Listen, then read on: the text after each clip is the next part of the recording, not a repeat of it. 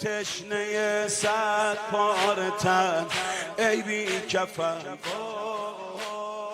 عزادار وہ ہیں کہ جو مقصد حسینی کے اعتبار سے پوری سال ایسے ہی زندگی گزارتا ہے جیسا حسین چاہتے ہیں. یہی وجہ ہے کہ آپ جتنے بھی مراسم دینی ہیں یا مناسبتیں ہیں سب میں کہیں نہ کہیں زیارت امام حسین پائی جاتی ہے تاکہ لوگوں کو متوجہ کیا جائے کہ مقصد حسین کو بھولنا نہیں. لیکن فرش اعضا کے حق کو ہمیں ادا کرنا ہے. لیکن اگر ہم فرش اعضا کو فقط آنسوؤں میں جکڑ دیں فقط ثواب میں جکڑ دیں تو دشمن تو جگہ دے گا آپ کو عزاداری منانے کی. آنسو بھی شباب پہ ہوں، کردار بھی حسینی کردار بھی شباب. حسین بار بار کربلا میں کہہ رہے ہیں کہ ذلیل کے ہاتھ میں اپنا ہاتھ نہیں دے سکتا. مثلی لا یبایع مثلا، یہ کردار ہمیشہ کے لیے بیان کر رہے ہیں. جس کے اندر تھوڑی سی رمق حسینی ہوگی کبھی ظالم کے سامنے سر نہیں جھکا سکتا. تھوڑی سی مثلی تعبیریں دیکھیں حضرت کی، خوبصورت تعبیریں ہیں. ہے ہاتھ من الذلہ، ذلت کی زندگی ہمارے پاس ہے. یہ سب درس فرش اعضا کے. لیکن کب یہ میسج ہم کب لے پائیں گے؟ یہ درس ہم کب لے پائیں گے؟ انسانی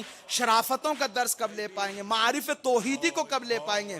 جب منبر بھی اپنا حق ادا کرے، سامعین بھی اپنا حق ادا کرے اور اہتمام کرنے والے بھی اپنا حق ادا کریں. جب پیغمبر اسلام کے 3 سال بعثت کے بعد 3 سال جب وہ ٹائم آیا کہ جب اللہ کی طرف سے پیغام آیا فَابْدَأْ بِمَا تُؤْمَرُ، جو تمہیں حکم دیا گیا اس کو روشن کر دو، ظاہری وَأَنذِرْ عَشِيرَتَكَ الْأَقْرَبِينَ، اور سب سے پہلے اپنے اقربین کو دعوت دو. تو آپ سے سوال یہ کہ تاریخ میں کس کو اہتمام دیا اللہ کے رسول نے دعوت کے لیے؟ کس کو بنایا اہتمام کرنے والا؟ جناب ابو طالب کو. ابو طالب نے اہتمام کیا. 40 لوگ آئے، کھائے. پیغمبر کچھ کہنا چاہتے تو اٹھ کے چلے گئے. پھر پیغمبر کے پاس ابو طالب آئے، بات پوری نہیں ہوئی تو دوبارہ کروں گا. پھر دوبارہ پروگرام کیا. پھر دوبارہ تیسری مرتبہ پروگرام جب کیا تب رسول نے کہا بات پوری ہو گئی.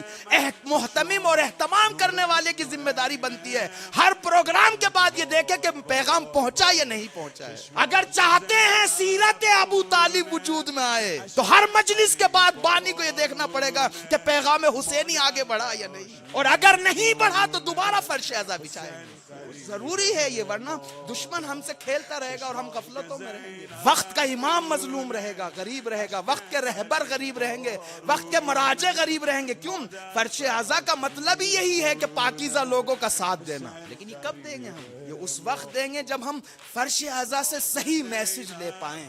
اور فرش اعضا میں منبر کی ذمہ داری یہ ہے کہ اس میسج کو پہنچائیں امانت کے ساتھ جو میسج اہل بیت نے پہنچائے ہیں. کسی کو حق نہیں ہوتا خیانت کرنے کا، کسی کو نہیں. اور ڈریے اس دن سے جب اللہ کے خائن بنے، یہ دین محمدی کے خائن بنے. خیانت میں فرق ہے. امام حسین علیہ السلام نے اتنی بڑی قربانی ایسے نہیں دے دی ہے. اتنی بڑی قربانی دینے کے بعد قیامت تک کے لیے ایک شاہراہ بنا دیا ہے امام حسین کہ اگر چاہیے تمہیں سعادتیں، شرافتیں، معارف، فضائل اخلاقی تو آؤ میرے کردار پر زندگی گزار. اور یہ روشن کردار ہے حسین کا، اور سامنے ایک روشن کردار ہے یزید کا. لہذا حضرت نے یہی فرمایا مثلی لا یبایع مثلا. اب دو ہی ہے بس مثل، ایک مثل ادھر کھڑا ہے، ایک مثل ادھر کھڑا ہے. اور یہ اسی زمانے میں نہیں تھا، قیامت تک کے لیے رہے گا. جیسے ہر دن کربلا، ہر جگہ کربلا ہے، ہر دن عاشور ہے، اس کا مطلب ہر دن حسینیت ہے، ہر دن یزید ہے. یہ وہ مفاہیم ہے جس کو ہمیں سمجھنا پڑے گا، سننا پڑے گا، فرش اعضا پہ بیان کرنا پڑے گا. منبر کی ذمہ داری بنتی ہے. اور ہر انسان اپنا دامن بچا رہا ہے، پیچھے ہٹ رہا ہے. جلدی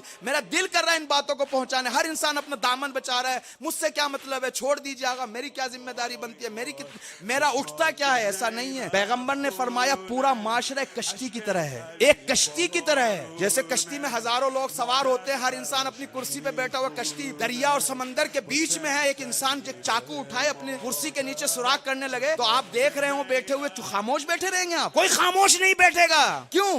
سب کو پتا ہے کہ سب ڈوبیں گے، اور وہ پلٹ کے یہ نہیں کہہ سکتا تم سے کیا مطلب ہے، کیونکہ سب کو، اس کو بھی پتا کہ سب ڈوبیں گے. معاشرے میں اگر فساد ایک شخص بھی کر رہا ہے تو سب کی ذمہ داری بنتی ہے آگے بڑھ کر. اس لیے کہ پورا معاشرہ کشتی کی طرح ہے، جب ڈوبے گا تو پورا معاشرہ ڈوبے گا. ای کشته دور از وطن